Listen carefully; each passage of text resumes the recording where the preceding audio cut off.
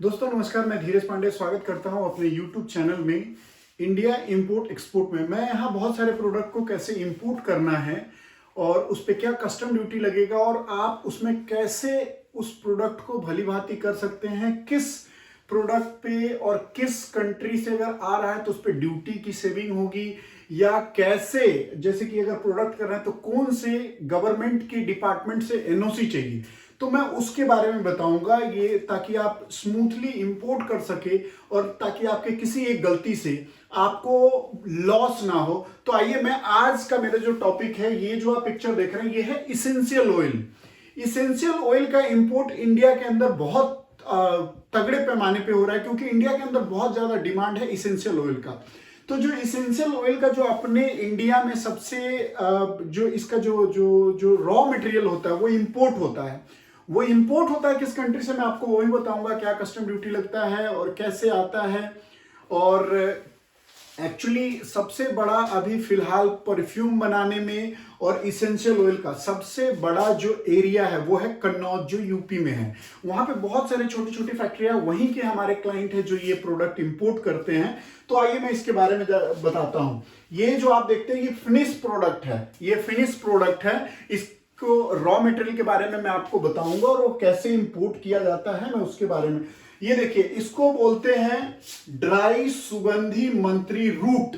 ये एक तरह का पौधा है जिसके जो ये इंडोनेशिया के जंगलों में मिलता है। इसके जो जड़ होते हैं, जड़ को काट के छोटा पीस किया जाता है और फिर उसके बाद में ऐसे बोरियों में पैक करके और इसको एक्सपोर्ट किया जाता है वेरियस कंट्री में। तो ये अपने कंट्री में आ रहा है और ठीक ऐसे ही इसको मशीन से प्रोसेस करके ऐसा बनाया जाता है और अपने देश में बेचा जाता है। तो इसके बारे में मैं और आगे आपको बता रहा हूं।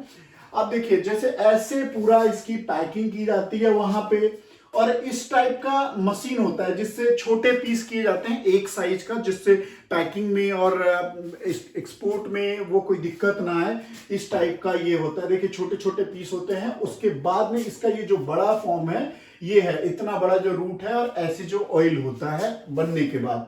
तो ये जो है इसका बिल ऑफ एंट्री है कि जब हम इंपोर्ट करते हैं तो इस पे कितना कस्टम ड्यूटी दिया जाता है और इस पे और क्या क्या एनओसी चाहिए कस्टम का, और कौन कौन सा डिपार्टमेंट इसको देखेगा।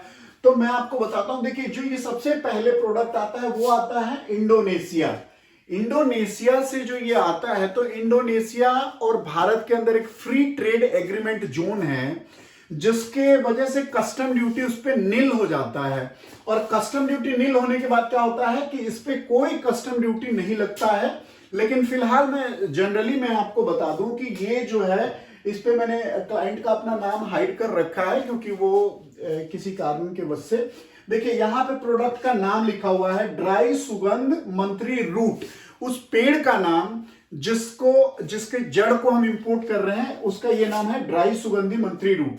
ये जो इंडियन चैप्टर हेडिंग है इसका 12119049, ये एक चैप्टर हेडिंग कोड है जिसके द्वारा कस्टम ड्यूटी उस पर निर्धारित होता है।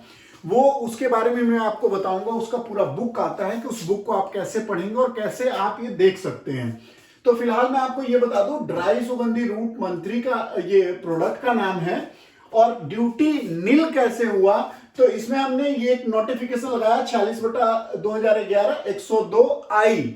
ये एक नोटिफिकेशन है, ये एप्लीकेबल करते ही जो इंडोनेशिया का सर्टिफिकेट ऑफ ओरिजिन लगाया, और वो लगाने के बाद क्या हुआ, कस्टम ड्यूटी नील हो गया इसके ऊपर। अब कस्टम ड्यूटी नील हो गया तो इसमें आगे बढ़िए, हम आगे और आपको दिखाते हैं। इस पे जब हम आएंगे, अब ये देखिए, ये जो है एनओसी चाहिए।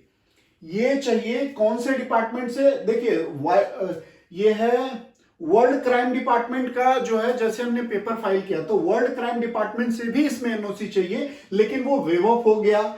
उसके बाद में एक चीज और है, फसाई का है, वो भी वेव ऑफ हो गया। और एक है प्लांट क्वारंटाइन। ये एक प्रोडक्ट जो है वो प्लांट से रिलेटेड है, तो प्लांट क्वारंटाइन से एनओसी चाहिए कि, तो ये प्लांट क्वारंटाइन में क्या होता है, हम पेपर फाइल करेंगे। और सबसे पहले ये जो प्रोडक्ट है, ये ड्राई सुगंध मंत्री रूट, ये जो प्लांट क्वारंटाइन का रूल रेगुलेशन है उसको रेगुलेशन 7 बोला जाता है, उसमें ये प्रोडक्ट है अवेलेबल उनके पास या नहीं है। तो जो प्रोडक्ट है उसका वो सैंपल लेते हैं और सैंपल लेने के बाद उनका जो फी होता है, हम ऑनलाइन उनका फी पे करते हैं अप्रॉक्स 7,000। उसके बाद वो क्या होता है, एक एनओसी दे देते हैं कि हाँ इसमें कोई प्रॉब्लम नहीं है, आप इसको क्लियरेंस करके ले जा सकते हैं। लेकिन ये जो ड्राई सुगंध मंत्री रूट का जो है वो रूल 7 में नहीं है, तो आपको एनओसी नहीं मिलेगा प्लांट एंड क्वारंटाइन से। उसके बाद का क्या प्रोसेस होता है कि इसके लिए एक फॉर्म भरना होता है। फॉर्म भर के एक पूरा उसका फॉर्मेट है, मैं उस पर एक अलग वीडियो बनाऊंगा कि उसमें कैसा फॉर्म फिल किया जाता है। तो वो फॉर्म फिल करने के बाद इस प्रोडक्ट को भेजा जाता है एग्रीकल्चर मिनिस्ट्री में। एग्रीकल्चर मिनिस्ट्री से जनरली 5 to 15 डेज में एनओसी मिलेगा। एनओसी में ये लिखा होगा कि इस प्रोडक्ट को आप सिर्फ एक ही बार इंपोर्ट करेंगे, नेक्स्ट टाइम अगर आप इंपोर्ट करेंगे तो आपको एनओसी नहीं मिलेगा। ठीक मेरे क्लाइंट के साथ यही हुआ। तो इस वजह से मैं कहता हूं कि किसी भी प्रोडक्ट को इंपोर्ट करने से पहले जानना जरूरी है। अगर इनको ये बात पता होता, अगर ये प्लांट क्वारंटाइन में पहले पता कर चुके होते तो इनके साथ कोई प्रॉब्लम नहीं होता, उस हिसाब से मंगाते प्रोडक्ट। अब जब नहीं है तो एक बार तो इनको एनओसी मिलेगा, अगर ये दोबारा लाते हैं तो इनको एनओसी नहीं मिलेगा, इनका प्रोडक्ट को डंप करना पड़ जाएगा। अब ये देखिए, ये मैंने इसी वजह से बताया कि एनओसी वहां से चाहिए। इसमें देखिए पेंडिंग लिखा हुआ है। पेंडिंग का मतलब ये कि जब तक एनओसी नहीं आएगा कस्टम नहीं छोड़ेगा, और इस चक्कर में आपको कस्टम का जो वहां एक आईसीडी का जो चार्ज है वो दिन पर दिन लगता जाएगा, अप्रोक्स 5 से 10,000 रुपए पर डे। और जो शिपिंग लाइन है, जिस कंटेनर में आपका माल आ रहा है, वो शिपिंग लाइन भी $120 से लेके $180 आफ्टर 14 डेज बाद, या जो भी फ्री डेज है या शिपिंग लाइन के ऊपर डिपेंड होता है कि कोई शिपिंग लाइन 5 दिन फ्री देता है, कोई 14 दिन फ्री देता है, कोई 21 दिन फ्री देता है। तो उस फ्री डेज के बाद आपको $120 to $180 पर डे के हिसाब से लगेगा एक सीमित टाइम तक। उसके बाद उस पर और भी ज्यादा चार्ज लगेगा।